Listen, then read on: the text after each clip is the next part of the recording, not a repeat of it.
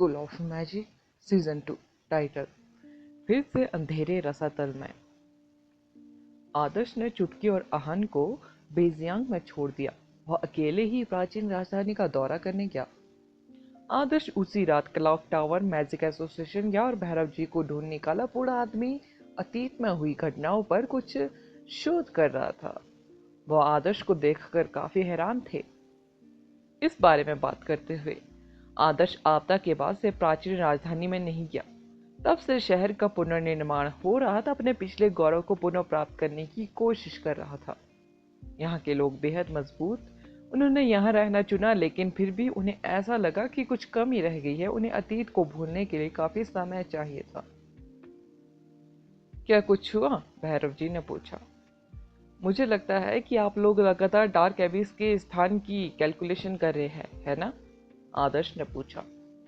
क्योंकि भैरव जी को पता चल गया था कि डार्क एबिस प्राचीन राजधानी की शाही कब्र का प्रवेश द्वार था, इसलिए उसने अपने कुछ आदमियों को डार्क एबिस पर नजर रखने के लिए नियुक्त किया था। भैरव जी नहीं चाहते थे कि ऐसी त्रासदी फिर से हो। है। भैरव जी ने सिर हिलाया। अब वह कहाँ है? आदर्श ने सख्ती से पूछा। मुझे थोड़ा समय दो। भैरव जी कुछ देर के लिए चले गए और एक मोटी किताब लेकर वापस आए। उनके साथ एक विद्वान भी था जो स्पेस एलिमेंट का एक्सपर्ट लग रहा था। भैरव जी ने ध्यान से सुना कि विद्वान उन्हें क्या बता रहा था। डार्क एबिस वास्तव में कल सूरज डूबने पर ट्रांसफर हो जाएगा। यह यहाँ स्थानांतरित हो जाएगा। भैरव जी ने नक्शे की ओर इशारा किया। भैरव जी एकमात्र व्यक्ति थे जिसके पास डार्क एबिस के निर्देशांक तक पहुंचती। वह किसी को भी डार्क एबिस की गतिविधियों के पैटर्न के बारे में जानने की परमिशन नहीं देते थे, लेकिन वो आदर्श के साथ जानकारी साझा करने में संकोच नहीं करते। आदर्श ने कहा, मैं इसका दौरा करने जा रहा हूँ। क्या तुम वहां घूमने जा रहे हो? तुम्हारा मतलब है कि तुम डार्क एबिस जा रहे हो? किस लिए? भैरव जी ने जल्दी से पूछा। मुझे उनसे व्यक्तिगत रूप से कुछ पूछना है। मैं जा रहा हूँ। यह गैंगसी शहर के बेहद करीब है। मैं वहां एरोप्लेन से जा सकता हूँ। इसमें ज्यादा टाइम नहीं लगेगा, आदर्श ने कहा। आदर्श प्राचीन राजधानी में ज्यादा समय तक नहीं रुका। उसने एरोप्लेन से गैंगसी शहर के लिए उड़ान भरी। डार्क एबिस का अगला द्वार शहर से लगभग 200 किलोमीटर दूर होगा। जब आदर्श अगले दिन उजाड़ पीली भूमि पर पहुंचा तो डार्क एबिस पहले से ही वहां मौजूद था। इससे निकलने वाला काला ऑरा एक अशुभ संकेत की तरह था कि कोई डीमन राजा प्रकट होने वाला है। कोई भी व्यक्ति जो अपने सही दिमाग में है डार्क एबिस में पैर रखने की हिम्मत नहीं करेगा। डार्क एबिस के आसपास ज़ॉम्बीज का कोई निशान नहीं था। जीवित इंसान क्षेत्रों में ज़ॉम्बीज को देखना असंभव था। आदर्श की छोटी सी आकृति धीरे धीरे अंडरवर्ल्ड की काली भट्टी के प्रवेश द्वार में गायब हो गई, क्योंकि वह रहस्यमयी और भयानक दुनिया में प्रवेश कर गया था। आदर्श डार्क एबिस के किनारे पर खड़ा था और उसने गहरी सांस ली। उसने रसतल में नीचे देखा और घृणा, भूख और क्रोध से भरे चेहरे देखे जिसकी उसे उम्मीद थी। डार्क एबिस धीरे धीरे घूमता हुआ अंतहीन दर्द से भरे एक विशाल महासागर की तरह चेहरे एक में विलीन हो गए। आदर्श एक बार डार्क एबिस में कूद चुका था। उसे पता था कि ब्लैक पेंडेंट की रोशनी उसे सुरक्षित रूप से रसतल के तल तक पहुंचने में हेल्प करेगी। हालांकि वो वास्तव में उस डर का दूसरी बार अनुभव नहीं करना चाहता था। आदर्श ने अपनी आंखें बंद कर ली। हमेशा की तरह अंधेरा छा गया। आदर्श रसतल में कूद गया और ज़ॉम्बीज में गायब हो गया। अंधेरे स्थान पर उतरने के बाद आदर्श ने रास्ते का अनुसरण किया और आगे की गहराई में चला गया। हमेशा की तरह अनगिनत ज़ॉम्बीज उसके ऊपर धीमी स्पीड से चलने वाले बादलों की तरह झटपटा रहे थे। लाशें बारिश की तरह जमीन पर गिर रही थी, लेकिन जो लाशें आदर्श के करीब गिरी वे खूनी कीचड़ के पोखर में बदल गई। आदर्श आगे बढ़ता रहा और सफेद मकबरे तक पहुंच गया। शाही मकबरा जो कुछ हजारों सालों से भी ज्यादा समय में से मौजूद था, बिल्कुल वैसा ही था जैसे पहला था। आदर्श को यह देखकर अभी भी सिहरन होती थी। बुरी निगाहें अभी भी वहां थी। आदर्श गलियारे तक पहुंच गया। कोई प्रतिरोध नहीं था। वह सफलतापूर्वक अंत तक चला गया। अनंत दुष्ट कमल अब वहां नहीं था। आदर्श को अगले हॉल में प्रवेश करने में कोई परेशानी नहीं हुई, क्योंकि दरवाजा अब वहां नहीं था। आदर्श ने मौत के 9 पुलों और जीवन के एक पुल में से एक पुल को चुना। पुल उसे मौत के स्थान पर नहीं ले गया, यह आदर्श को सीधे रक्तवेदी रक्त सिंहासन तक ले गया। आदर्श पिछली बार ब्लड अलर्ट पर नहीं गया था, इसलिए यह उसका पहला मौका था। फर्श काला था और इतना चिकना कि वह अपना प्रतिबिंब देख सकता था। उसके आसपास का वातावरण ठंडा, शून्य, अनंत आकाश गंगा की तरह काला था। रक्तवेदी खाली जगह में तैर रही थी, धीरे धीरे घूम रही थी। हालांकि उस पर खड़े लोग इस घूर्णन से अनजान थे, दिशाएं बताना असंभव था। रक्त सिंहासन पर काले कवच का एक सूट बैठा था। यह अंदर से खाली था, फिर भी यह एक निश्चित मुद्रा में था, जैसे कि इसके अंदर कोई व्यक्ति गहरी सोच में डूबा हुआ था। यह मूर्ति की तरह सो रहा था, हालांकि इसने एक जबरदस्त उपस्थिति का उत्सर्जन किया। मुख्य सैन्य प्रशिक्षक, आदर्श ने कहा। जब उसने काला कवच देखा तो उसकी भावनाएं भड़क उठी। तुम मेरे वंशज नहीं हो, विहान की आवाज ने उत्तर दिया। हालांकि कवच के अंदर कुछ भी नहीं था। हालांकि कवच के अंदर की आंखें चमक उठी। आदर्श ने जवाब दिया, मैं अमरीश छैल का शुद्ध वंशज नहीं हो सकता, लेकिन मैं आपका स्टूडेंट हूं। प्राचीन राजा ने कोई जवाब नहीं दिया। आदर्श को पता था कि काले कवच के अंदर का व्यक्ति पूरी तरह से ज़ॉम्बीज का क्रूर और शानदार राजा नहीं था। इसमें अभी भी मुख्य सैन्य प्रशिक्षक की आत्मा और स्मृति थी, जिसने अमृत झील की रक्षा करने की कसम खाई थी। वह अपनी गर्लफ्रेंड को बचाने के लिए तियानशान पर्वत पर भी गया था। इससे यह भी साबित हो गया था कि वह अभी भी मिस्टर विहान थे, जिसे वह जानता था। इसके अलावा मौत के 9 पुल और जीवन का एक पुल आदर्श को मौत के स्थान तक नहीं ले गया, जो दर्शाता है कि प्राचीन राजा उसके प्रति दयालु था। बेजियांग के कस्बे को ज़ॉम्बीज ने मिटा दिया।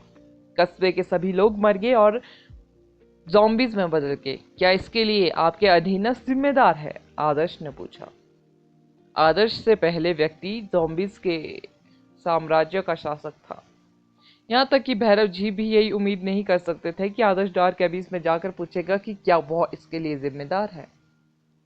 एक छोटे से शहर का भाग्य कुछ आपदाओं की तुलना में महत्वहीन लग रहा था, लेकिन आदर्श के लिए यह किसी भी आपदा से अधिक गंभीर था। यदि प्राचीन राजधानी में ज़ॉम्बीज इसके लिए जिम्मेदार थे, तो इसका मतलब था कि वर्तमान शांति एक बार फिर से टूट जाएगी। ज़ॉम्बीज अब अपनी कब्रों में नहीं रहेंगे और फिर से इंसानी प्लेसों पर अटैक करना शुरू कर देंगे। इसका यह भी मतलब था कि प्राचीन राजा ने ज़ॉम्बीज के शासक के रूप में इंसानों के खिलाफ युद्ध की घोषणा की थी और जीवित लोगों को मौत की खाई में खींचने का इरादा दिखाया था। यह निश्चित रूप से कुछ ऐसा था जिसे आदर्श नहीं देखना चाहता था।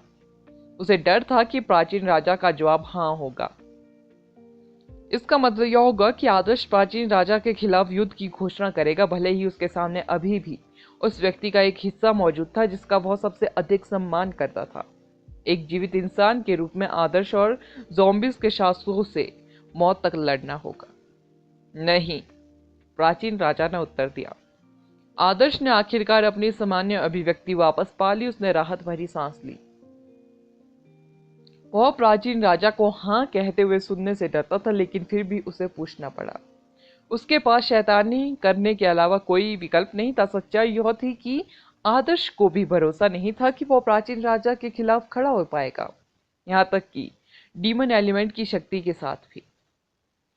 आदर्श ने उससे कहा, वह तुम्हें देखना चाहती है, चाहे तुम कुछ भी बन गए हो। आदर्श विहान की गर्लफ्रेंड की बात कर रहा था, जो अपनी जिंदगी में वापस लौट आई थी, लेकिन वो अकेले ही उसका इंतजार कर रही थी। नंदिनी कभी कभी उससे मिलने आती और उससे बात करती, और वह आसानी से बता सकती थी कि प्राचीन राजा का चेहरा धीरे धीरे खोखले हेलमेट के नीचे दिखाई दिया। यह मिस्टर विहान का चेहरा था, लेकिन उसकी त्वचा ग्रे थी और इतनी पारदर्शी थी कि उसके नीचे की नसों को देखना जा सकता था। हालांकि उसका चेहरा जल्द ही फिर से गायब हो गया और केवल एक जोड़ी ठंडी आंखें रह गई। अंततः आंखें भी गायब हो गई, केवल काला कवच रक्त सिंहासन पर बैठी मुद्रा में रह गया। जीवन का कोई संकेत नहीं था, फिर भी इसकी उपस्थिति एक पहाड़ की तरह भारी थी। चीफ मिलिट्री इंस्ट्रक्टर, आदर्श ने कहा। उसकी भावनाएं थोड़ी अस्थिर थी। कोई प्रतिक्रिया नहीं हुई। रक्तवेदी पर गूंजने वाली एकमात्र ध्वनि आदर्श की अपनी आवाज थी। मुझे बेहद सी चीजें सिखाने के लिए थैंक यू, आदर्श ने एक कदम पीछे हटते हुए कहा। उसने काले कवच को उसी तरह सलाम किया जैसे उसने स्नोई पीक माउंटेन पर ट्रेनिंग के दौरान किया था।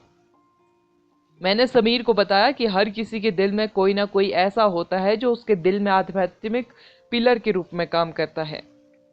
भले ही हम सबसे कठिन परिस्थिति का सामना कर रहे हो, हम तब तक घबराएंगे नहीं जब तक वह आध्यात्मिक पिलर हमारे साथ है, क्योंकि व्यक्ति हमारा साथ देगा, भले ही आसमान क्यों ना गिर जाए।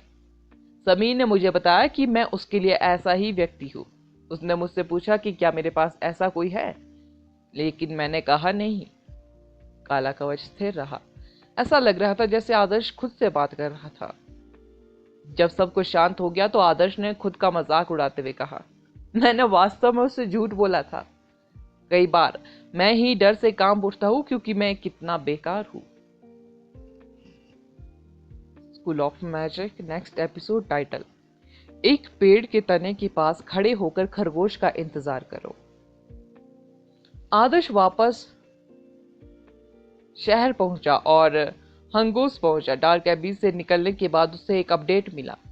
बूढ़ा चरवाहा जिसने अपने शहर से के विनाश को देखा था जाग गया था।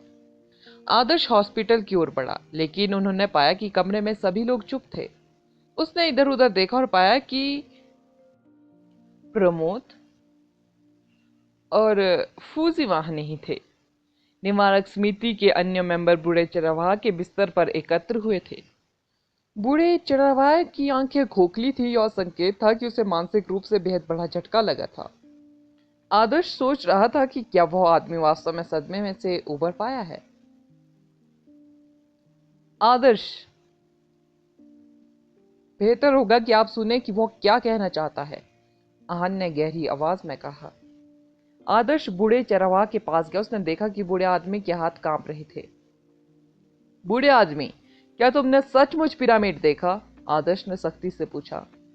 आदर्श फोन पर बूढ़े आदमी के बयान का संक्षिप्त विवरण सुनने के तुरंत बाद आया था। उसका मानना था कि बूढ़े आदमी से व्यक्तिगत रूप से पूछना सबसे अच्छा होगा। बूढ़े आदमी ने अपना सिर उठाया और उदास आंखों से आदर्श को देखा। उसने सिर हिलाया। आदर्श ने कहा, क्या तुम पूरी बात बता सकते हो कि जब तुमने पिरामिड देखा तो क्या हुआ? मैंने मिस्र में पिरामिड देखा, इसलिए मैं इसकी तुलना उस पिरामिड से करना चाहूंगा जिसे आपने देखा है। वहां मौत की रोशनी है, पिरामिड का क्षेत्र है और बेहद सारे ज़ॉम्बीज है, काले और भूरे त्रिकोण दर्पण। बुरे चढ़ावा के शब्द मुश्किल से समझ में आ रहे थे। जब लोग अत्यंत दुख और डर का अनुभव करते थे तो वे अतीत को भूल जाते थे, यदि दृश्य बेहद अधिक दर्दनाक होता था। बूढ़ा चरवाहा इस समय ऐसी स्थिति में था, उसने कुछ असामान्य रूप से भयानक देखा था। वह जो कुछ भी देख रहा था उसका विस्तार से वर्णन करने में उसे कठिनाई हो रही थी। उसे केवल पिरामिड, ज़ॉम्बीज और हर जगह खून ही याद था। पिरामिड की मौत की रोशनी। आदर्श, केवल एक पिरामिड का क्षेत्र ही ज़ॉम्बीज को दिन के उजाले में घूमने की परमिशन देता है। मैंने तुम्हारे आने से पहले ही बूढ़े आदमी से इसके बारे में पूछा था। प्रकाश का उसका वर्णन वैसा ही है जैसा कि हमने पिछले मिस्र में देखी गई मृग तृष्णाओं की चमक का वर्णन किया था। मुझे नहीं लगता कि बूढ़े आदमी ने यह सब बनाया है, आहन ने कहा। प्राचीन राजधानी के ज़ॉम्बीज अभी भी अपनी कब्रों में हैं। उनका इस घटना से कोई लेना देना नहीं है। आदर्श ने खिड़की से बाहर देखा। किसी कारण से उसे साफ आसमान से हमेशा की तरह गर्माहट महसूस नहीं हुई। ऐसा लगा जैसे कोई चीज आसमान को धुंधला कर रही थी और उसे रोक रही थी। क्या यह वास्तव में मिस्र से ज़ॉम्बीज हो सकते हैं? लेकिन मिस्र के ज़ॉम्बीज हमारे देश की उत्तरी क्षेत्र में क्यों दिखाई देंगे? यह असंभव है, विनाश ने अविश्वास में कहा। उसने कभी नहीं सुना था कि मिस्र के ज़ॉम्बीज दूसरे देशों में दिखाई देते हैं। विनाश ने पहले ही इस घटना की सूचना मैजिक एसोसिएशन को दे दी थी, लेकिन उत्तरी देश मैजिक एसोसिएशन ने जोर देकर कहा कि यह सिर्फ कुछ बदतमीज ज़ॉम्बीज थे जो अपनी कब्रों से बाहर आए थे और उन्होंने शहर के सभी लोगों को मार डाला। आदर्श कुछ और सवाल पूछने ही वाला था कि तभी मैजिक एसोसिएशन की सफेद नारंगी वर्दी पहने कुछ लोग कमरे में आ गए। उनमें से एक ने लंबी टोपी पहन रखी थी और काफी कलात्मक और अजीब था। हे, मैं उत्तरी मैजिक एसोसिएशन का एनफोर्सर हूँ। मेरा नाम फेकुन है। हमें इस उत्तरजीवी से कुछ सवाल पूछते हैं। वह स्पष्ट तौर पर परमिशन नहीं मांग रहे थे, बल्कि उन्हें बता रहे थे कि वह यहाँ किस लिए आए हैं। बूढ़े आदमी, क्या तुमने कहा कि तुमने पिरामिड देखा है? फैकुन ने पूछा। उसे बूढ़े आदमी पर शक था। मैंने मैंने तुम्हें पहले ही सब कुछ बता दिया है। बूढ़ा चरवाहा मानसिक रूप से अस्थिर था। जब उस आदमी ने उस पर शक किया तो उसने तुरंत अपनी भावनाओं पर नियंत्रण खो दिया। हाँ, तुमने कितना हास्यास्पद बहाना बनाया है। मुझे लगता है कि तुम अपराधी को बचाने की कोशिश कर रहे हो। क्या मैं सही कह रहा हूं? फैकुन ने एक और कदम आगे बढ़ाया। आप ऐसा कुछ कैसे कह सकते हैं? विनाश ने झल्लाकर कहा। मैं जो चाहूं कह सकता हूं। उत्तरी मैजिक एसोसिएशन अप्रभारी है। अगर कुछ भी होता है तो आप मुझे जिम्मेदार ठहरा सकते हैं। आपकी निवारक समिति अपना काम जारी रख सकती है और हमारे काम में हस्तक्षेप करना बंद कर सकती है। फैकुन ने तिरस्कार पूर्वक उत्तर दिया। फैकुन दूसरों के रिएक्शन का इंतजार किए बिना आगे बढ़ गया। उसने अकड़कर कहा, कौन सा पिरामिड? मुझे यकीन है कि यह सिर्फ एक दुष्ट अनडेड मैजिशियन का काम था। हम बूढ़े आदमी को अपने साथ ले जाएंगे। क्या? वह हमारा इंपॉर्टेंट सबूत है। आप उसे ऐसे कैसे ले जा सकते हैं? विनाश गुस्से में था। क्या आप कृपया अपना दिमाग इस्तेमाल कर सकते हैं? एनफोर्सर। फैकुन ने झपट्टा मारा। उसने निवारक समिति और आदर्श के दल की ओर तिरस्कार पूर्वक देखा और कहा, पूरा शहर मर चुका है, लेकिन वह जीवित क्यों है? वह कोई मैजिक नहीं जानता। अगर उसने यह सब देखा है तो वह अभी भी जीवित कैसे है? सबसे हास्यास्पद बात यह है कि उसने कहा कि उसने एक पिरामिड देखा। पिरामिड मिस्र में है। हमारे देश में पिरामिड कब से है? उसके किसी भी शब्द का कोई मतलब नहीं है। वह या तो पागल है जो अपना दिमाग खो चुका है और बेतुकी चीजों के बारे में सोचता रहता है, या वह अपराधी का साथी है जो हमारी जांच में बाधा डालने की कोशिश कर रहा है। निवारक समिति के मेंबर अवाक रह गए। सच तो यह था कि वे शुरू में बूढ़े आदमी पर विश्वास करने को तैयार थे। आखिरकार उसने ज़ॉम्बीज को देखा था और जो कुछ हुआ उसका वर्णन उन दृश्यों से मेल खाता था जो उन्होंने देखे थे। हालांकि जैसे ही उसने पिरामिड का उल्लेख किया, सभी ने मान लिया कि बूढ़ा आदमी अभी भी अपने सदमे से उभर नहीं पाया है। मैं उससे कुछ इंपॉर्टेंट जानकारी प्राप्त करूंगा। क्या निवारक समिति शैतान नगरी के पीछे नहीं लगी है? अगर इसका मत वास्तव में शैतान नगरी से कुछ लेना देना है तो मुझे इसमें तुम्हारा शामिल होना बुरा नहीं लगेगा। अगर नहीं तो बस अपने काम से काम रखो, फैकुन ने गुर्राते हुए कहा। इससे पहले कि कोई कुछ बोल पाता, फैकुन ने बूढ़े चरवाहा को घसीट कर ले गया और चला गया। जबरदस्ती घुमाए जाने और पूछताछ किए जाने के बाद बूढ़ा चरवाहा फिर से मानसिक रूप से टूट गया। वो अपने आसपास की चीजों को तोड़ता रहा और गालियां देता रहा। देखो, मैंने तुमसे कहा था कि वो पागल है, फैकुन ने ठंडी मुस्कान के साथ जवाब दिया। आदर्श, आहन और चुटकी गुस्से से भर गए थे। वे सुराग खोजने और सच्चाई का पता लगाने के लिए इतनी दूर से यहाँ आए थे, फिर भी यह कमीना कहीं से भी आ गया और उनके इंपॉर्टेंट गवाह को पागल कर दिया। वे जान जारी कैसे रख सकते थे? आदर्श, तुम क्या सोचते हो? आहन ने पूछा। मुझे नहीं पता। बूढ़े आदमी ने जो कहा वह वाकई हास्यास्पद था। पिरामिड, यह संभव नहीं है। मैं भी सोच रहा था कि मेरे यहाँ आने के पीछे एक दुष्ट अनडेड मैजिशियन का हाथ है, आदर्श ने स्वीकार किया। मैं तुम्हें रिकॉर्डिंग दिखाऊंगा। देखो कि तुम्हें पिरामिड के दायरे के बारे में बूढ़े आदमी का वर्णन सही लगा या नहीं। अब मैं थोड़ा सा चक्कर खा रहा हूँ, आहन ने कहा।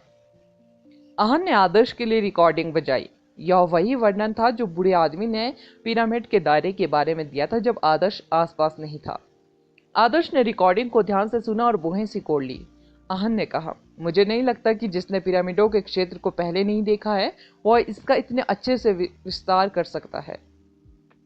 इसी तरह ऐसा लगता है कि उसने पिरामिड के दायरे को देखा था, आदर्श ने सिर हिलाया। क्या इसका मतलब यह नहीं है कि उसने वास्तव में पिरामिड देखा था? क्या वास्तव में कोई शक्ति है जो मेरे पिंड को इस दुनिया से कहीं दूर ले जा सकती है? आदर्श ने पूछा। मुझे डर है कि यह वास्तव में संभव है, चुटकी ने कहा। बूढ़े आदमी का विवरण बिल्कुल सही था।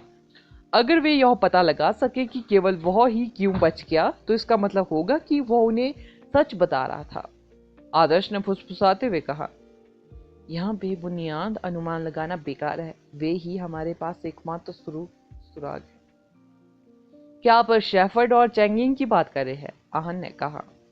आदर्श ने कहा, मैं सचमुच आशा करता हूँ कि बूढ़ा आदमी केवल कल्पना कर रहा था और उसने फिल्म में देखी गई चीजों को वास्तविक जीवन में घटित हुए चीजों के साथ मिला दिया।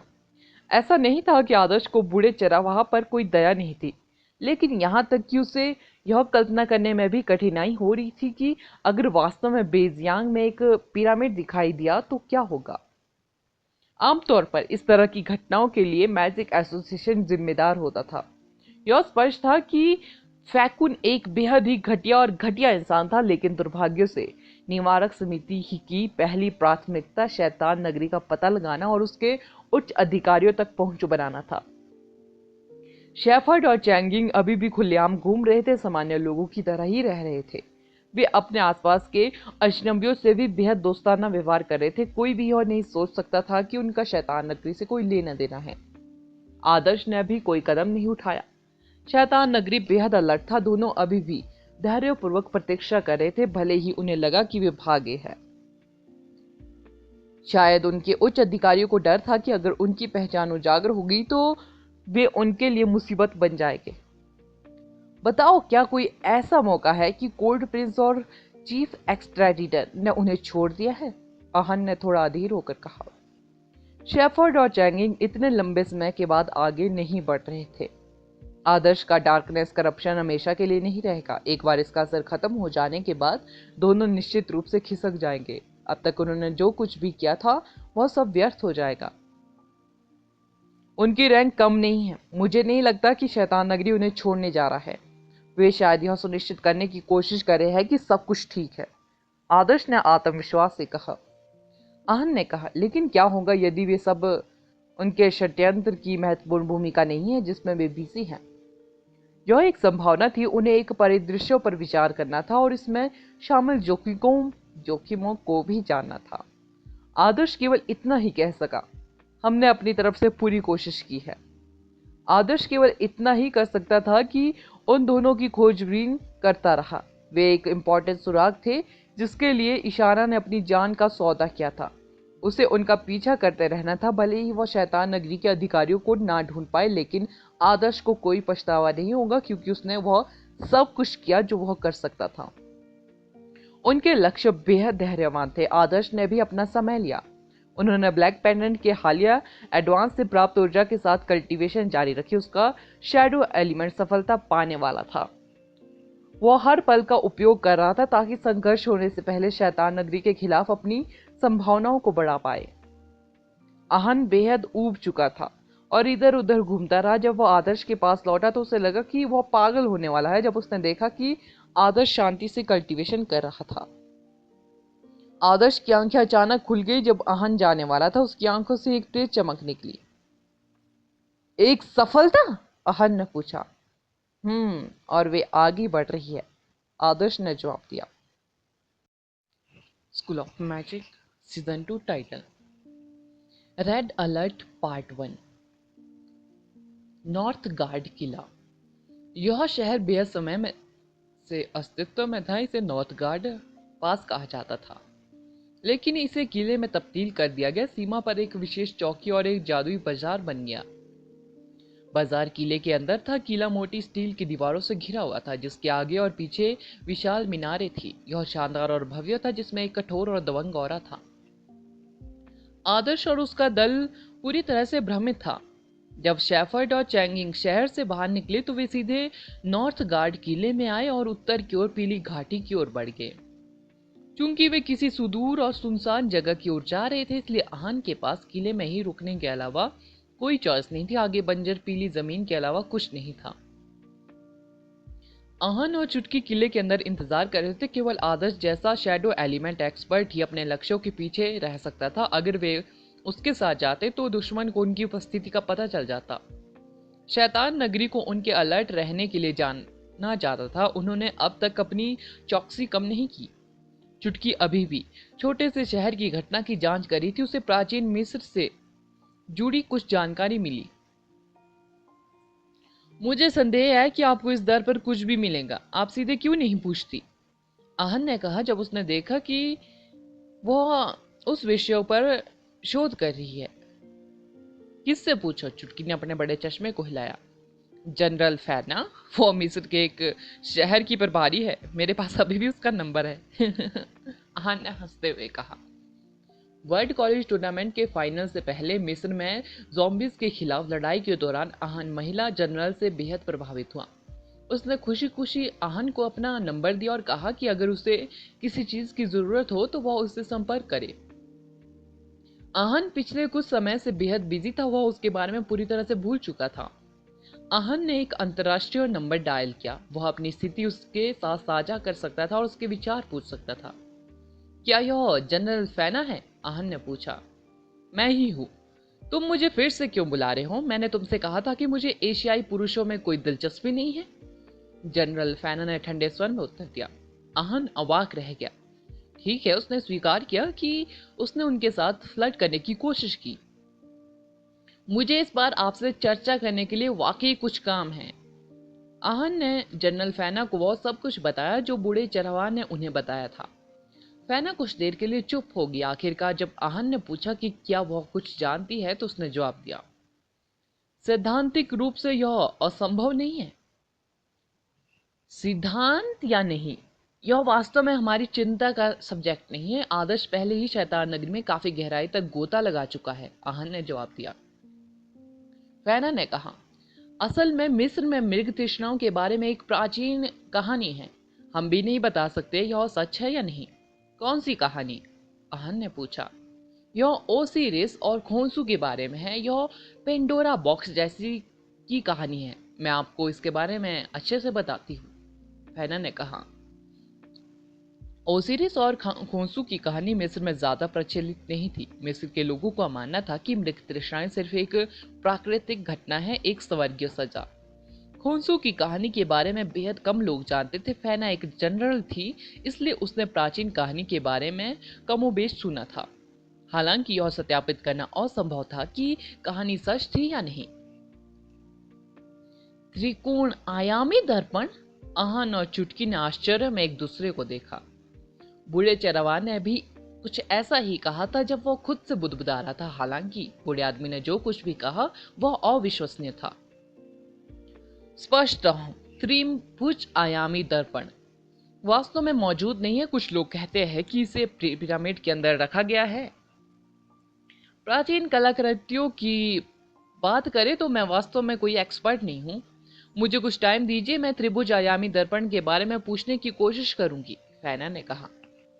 फैना यह सुनकर आश्चर्यचकित थी कि चीन में एक मृगतृष्णा दिखाई दी थी। उसके लिए इस पर गौर करना निश्चित रूप से जरूरी था। ठीक है, प्लीज जल्दी करना। फैना से कहानी की बात सुनकर आहन को अपनी रीढ़ की हड्डी में एक बड़ी ठंडक महसूस हुई। चुटकी को भी यही महसूस हुआ। ओसिरस और खोंसू के बारे में जो किस्सा बताया गया था वह कुछ हद तक उन बातों से मेल खाता था जो बूढ़े आदमी ने उन्हें बताने की कोशिश की थी। अब उन्हें और भी ज्यादा लगने लगा था कि बूढ़ा आदमी सच कह रहा था। फैना को प्राचीन कहानी की जांच करने के लिए कुछ समय चाहिए था। हालांकि आहन को इस बात का पक्का एहसास था कि कहानी सच थी। स्टैंड बॉय पर होने के कारण वह बेहद असहज महसूस कर रहा था। क्यों ना हम कुछ इक्विपमेंट खरीद ले जो अनडेड के खिलाफ काम आ सके। यहाँ मैजिक का बेहद बड़ा बाजार है। मुझे यकीन है कि हमें अपनी जरूरत की हर चीज यहाँ मिल जाएगी, आहन ने कहा। जरूर, चुटकी ने सिर हिलाया। आंख मूंदकर इंतजार करने से उन्हें कोई फायदा नहीं होने वाला था। कुछ सावधानी बरतना बेहतर था। शायद वे वास्तव में मिस्र के अनडेड के खिलाफ थे। उन दोनों को लगा कि बूढ़े आदमी ने सच कहा था। उम्मीद है कि आदर्श कुछ इंपॉर्टेंट जानकारी पाने में सक्षम है। उन्हें लग रहा था कि कुछ गंभीर होने वाला था। दोनों शादुई शहर में गए। आहन ने मारक दवा खरीदने पर ध्यान केंद्रित किया क्योंकि ज्यादातर अनडेड में पॉइजन बेहद तेज होता है। अगर अनडेड के नाखून से लगी एक छोटी सी खरोंच का इलाज ना किया जाए तो पूरा हाथ सड़ सकता है। इसके अलावा अगर वे आइस एलिमेंट इक्विपमेंट के 1 या 2 टुकड़े खरीद सकते हैं तो यह अनडेंट के खिलाफ बेहद उपयोगी होंगे। आहन के पास काफी पैसा था, तैयार रहना बेहतर था। इस बारे में बात करते हुए, क्या यह नॉर्थ गार्ड गैरिसन महान दीवार का हिस्सा नहीं है? आहन ने किले के चारों ओर नजर घुमाई और क्योंकि उसे कुछ याद आया। जादुई शहर किले की ऊंची दीवारों से घिरा हुआ था। अगर वे उत्तर की ओर बढ़ते रहे तो वास्तव में एक प्राचीन लंबी दीवार थी। इसकी पुरानी ईंटें पीली भूमि और पहाड़ियों के साथ संरेखित थी। दीवार पूर्व और पश्चिम की ओर जा रही थी, जिससे केंद्रीय मैदानों की रक्षा करने वाली एक शानदार बाधा बन गई। चुटकी ने कहा, दीवार का निर्माण बेजियांग उजाड़ जानवरों से खुद को बचाने के लिए किया गया था। क्या बेजियांग के उजाड़ जानवर विशाल और मजबूत नहीं है? क्या दीवारें वास्तव में उन्हें रोक सकती है? आहन ने दूर तक देखा।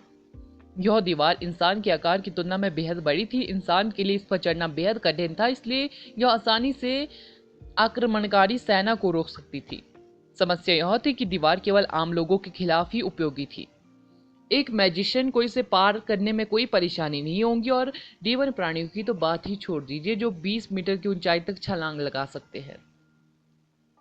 राक्षसी जीव आसानी से चट्टान की दीवार को रौंदकर जमीन पर गिरा सकते थे। उसे आश्चर्य हुआ कि दीवार आज भी क्यों खड़ी है। आप स्पष्ट रूप से एक असभ्य आदमी हैं। जब आहन ने अपनी शंका व्यक्त की तो एक सांवली महिला ने ठंडे स्वर में कहा। आहन किले के चारों ओर की दीवार पर खड़ा था। उसके चारों ओर बेहद सारे युद्ध मैजिशियन थे। आहन का मजाक उड़ाने वाला व्यक्ति एक महिला सैनिक थी। उसकी कमर पतली थी और छाती बेहद बड़ी थी। उसका सुंदर रूप आहन जैसे व्यक्ति के लिए एकदम सही था, जिसे वर्दी का शौक था।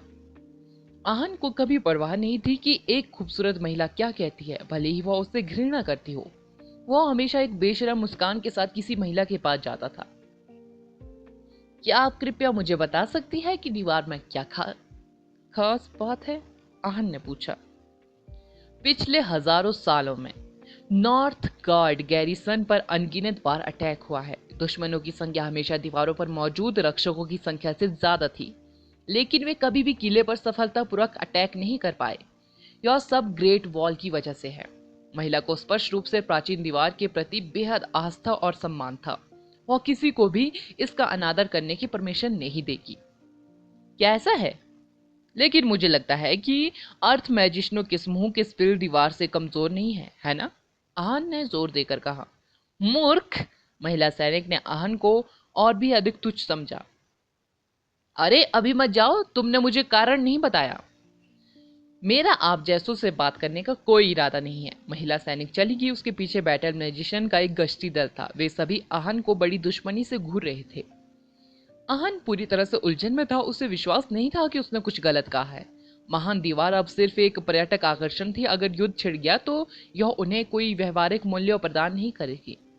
आहन का फोन बजना शुरू हो गया जब वह दबी आवाज में उस गर्वित महिला सैनिक को कोस रहा था। आहन को लगा कि यह फैना है, लेकिन जब उसने फोन उठाया तो उसे आदर्श की आवाज उसके कान में चिल्लाती हुई सुनाई दी।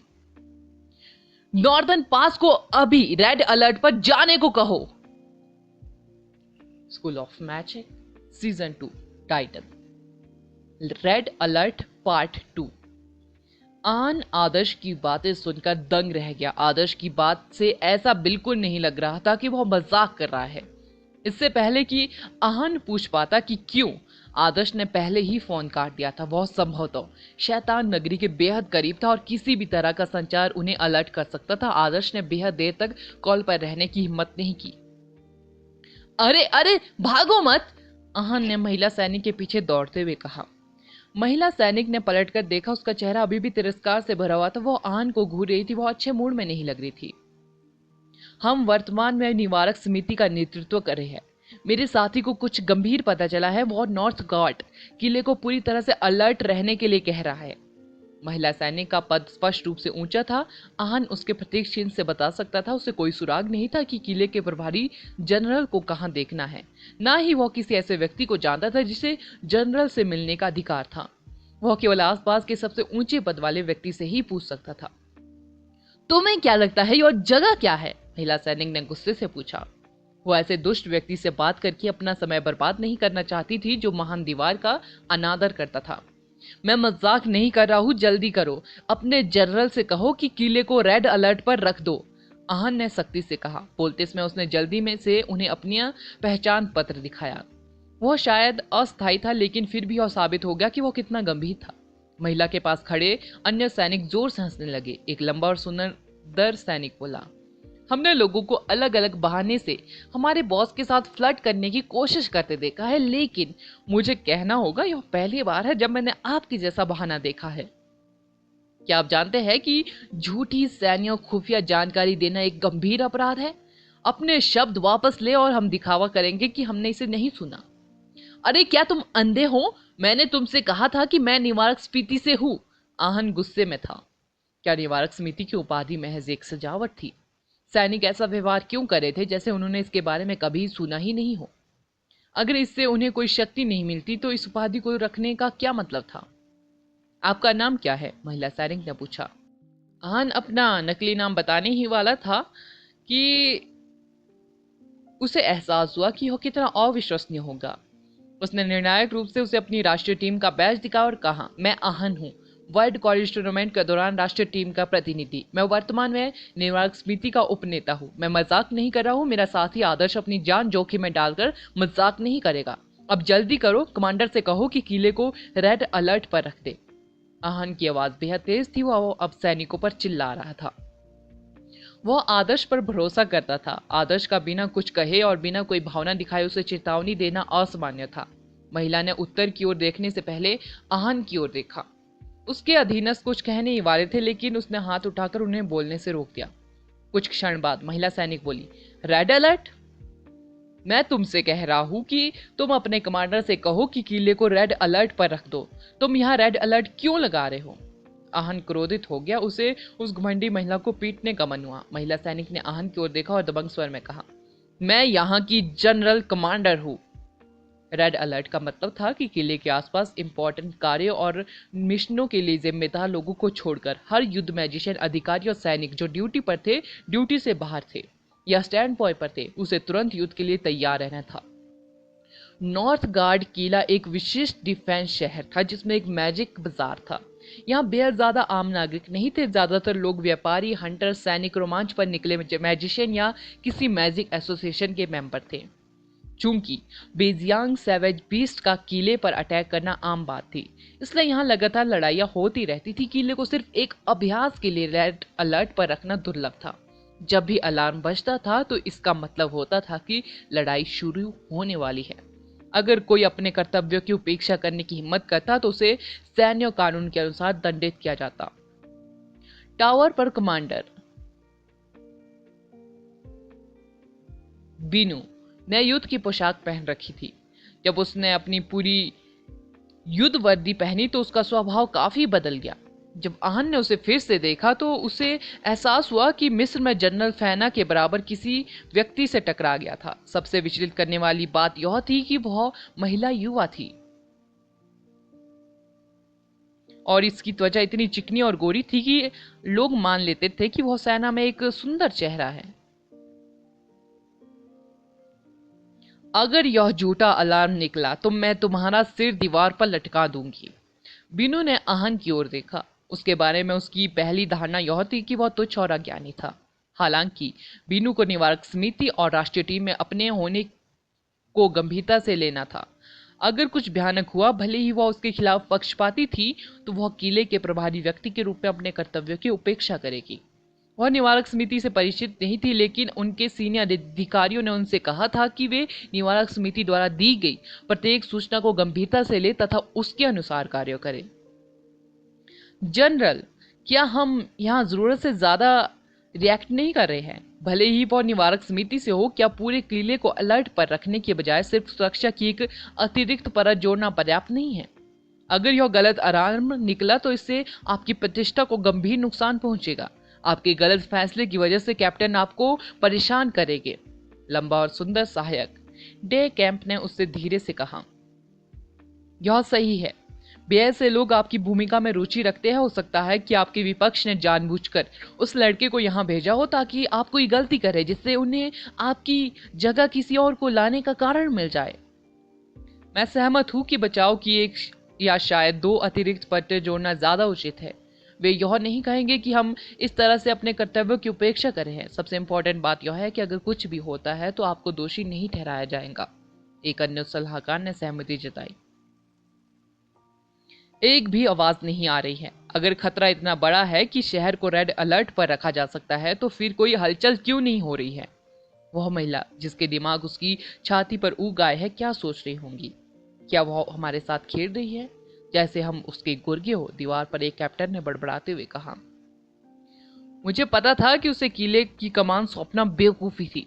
हम पूरी रात गश्त पर रहे, हमें आखिरकार थोड़ा आराम करने का मौका मिला, लेकिन उसे बस हमें जगाना था। मुझे यकीन नहीं हो रहा है, हमें उससे छुटकारा पाने का कोई तरीका सोचना होगा।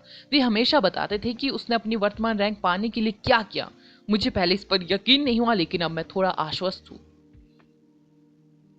गार्ड टावर, दीवारें, वॉच टावर और शहर शिकायतों से भरे हुए थे। एक योग्य कमांडर एकत्रित जानकारी, स्थिति और दुश्मन की संख्या के अनुसार सही निर्णय लेगा। रेड अलर्ट सेना में उच्चतम सुरक्षा स्तर था। यह शहर के ब्लड अलर्ट के समान था। भले ही किले में अधिकांश लोग मैजिशियन थे, फिर भी यह घोषित करना बेहद गंभीर बात थी। जनशक्ति का आवंटन, डिफेंस अवरोधों और उपकरणों की एक्टिविटा, संसाधनों का व्यय, लागत बेहद अधिक थी, भले ही यह केवल एक अभ्यास ही क्यों न था। कमांडर बिनू को जल्द ही फीडबैक भेज दिया गया। हालांकि वह अभी भी उत्तर की ओर दूर तक देख रही थी। उसके अधीनस्थ पहले से ही इस बात पर चर्चा कर रहे थे कि नुकसान को कैसे कम किया जाए। यह स्पष्ट रूप से हास्यास्पद ऑर्डर था। मुझे अभी भी समझ नहीं आया कि आप ऐसा क्यों कह रहे हैं? बिनू के पास खड़े सहायक ने गहरी आवाज में पूछा। इस जगह को नॉर्थ गार्ड किला क्यों कहा जाता है? हमारी नजर हमेशा उत्तर की ओर टिकी रहती है, लेकिन क्या हम वास्तव में उत्तर की ओर ज्यादा ध्यान देते हैं? हमारे पीछे क्या है? बिनू ने पूछा। लेकिन सहायक के पास कहने को शब्द नहीं थे। आप दुश्मन और अपने पद के बारे में चिंतित हैं, लेकिन मैं यूलिन शहर, अंकिंग शहर, फेवांग शहर और निंगचिंग काउंटी की सुरक्षा के बारे में चिंतित हूँ। ऐसे लोग जिनके पास इस रक्षा रेखा से परे लड़ने की कोई क्षमता नहीं है। शायद यही कारण है सेना में महिला जनरलों का होना जरूरी है। पुरुष हमेशा अपना ध्यान दुश्मन को मारने और योगदान देने पर लगाते हैं, लेकिन वे अपने वास्तविक कार्यों की उपेक्षा करते हैं। आप कहते रहते हैं कि यह कितना हास्यास्पद है। अगर कोई दुश्मन ना हो तो क्या होगा, लेकिन अगर किला वाकई खतरे में हो तो क्या होगा? मैं इसके लिए इतने सारे लोगों की जान जोखिम में नहीं डाल सकती। यह सिर्फ इस बार नहीं है, बल्कि मैं भविष्य में भी ऐसी ही परिस्थितियों में यही करूंगी। वे मुझे जितना चाहे डांट सकते हैं और मुझे ट्रांसफर कर सकते हैं, लेकिन जब तक मैं कमांडर हूं, मैं इस नॉर्थ गार्ड किले के पीछे सेंट्रल प्लेन पर कोई खतरा नहीं आने दूंगी। बीनू ने घोषणा की। आहन उसके शब्दों से बेहद प्रभावित हुआ। अपने कमांडर के प्रति उसका नजरिया पूरी तरह बदल गया। किला रेड अलर्ट स्थिति में था। दीवारें मैजिशियनों से भरी हुई थी। विंड मैजिशियन और लाइट मैजिशियन ऑर्डर दे रहे थे। कैप्टन, दल के नेता और बचाव करने वाले सैनिक पूरे ध्यान से उत्तर की ओर देख रहे थे। यहाँ तक कि वहां एक रिज की तरह खड़ी महान दीवार भी सामान्य से अधिक दबंग लग रही थी। मौन, विशाल पीली भूमि और हलचल भरा किला दोनों ही एकदम शांत थे। द्वेष और पक्षतापूर्ण राय के बावजूद सैनिक केवल शिकायत कर सकते थे और अपने दिल में बड़बड़ा सकते थे।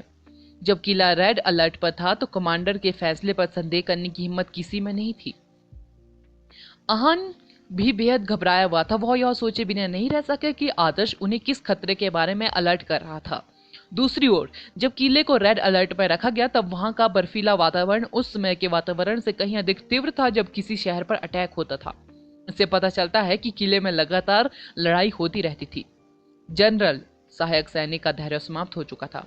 बकवास बंद करो। बीनू महान दीवार के पार की जमीन को घूर रही थी। वह एक चीते की तरह थी जो अपनी शिकार पर झपटने वाली थी। उसके बाल खड़े हो गए थे। उसने कुछ नोटिस किया था। वह बेहद ही केंद्रित थी। उसका औरामंडल तेज और सख्त था। उसके मातहतों को भी जल्द ही यह महसूस हो गया कुछ होने वाला था, कुछ ऐसा जिसकी उपस्थिति बेहद ही जबरदस्त हो। नेक्स्ट एपिसोड जानने के लिए बने रहे मेरे इस चैनल के साथ। मुझे माफ़ कर दीजिए, मैं सच्ची में काफ़ी बिजी थी 2-3 दिन, तो मैं एपिसोड्स अपलोड नहीं कर पाई, पर मैं आज और कल कोशिश करूँगी उन सबको कवर कर दूँ।